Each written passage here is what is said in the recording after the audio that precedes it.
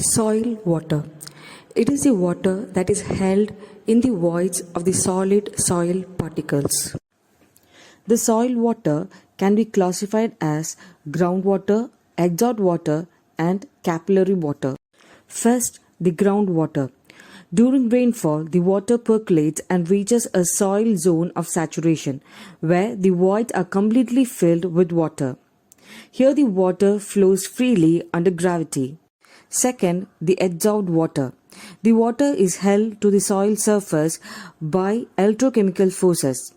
This water cannot be removed by simple air drying. Finally, the capillary water.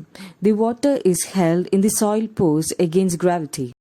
It is the water retained after percolation in the minute pores in the form of thin films surrounding the soil particles. Now, let's talk about capillary rise in soils.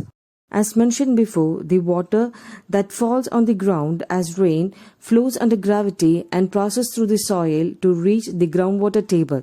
The soil is saturated below the groundwater table. This water rises above the water table due to capillary action. Capillary rise in soils is same as the capillary rise in small diameter tubes. Soil mass consists of a number of interconnected voids which act as the capillary tubes of varying diameters.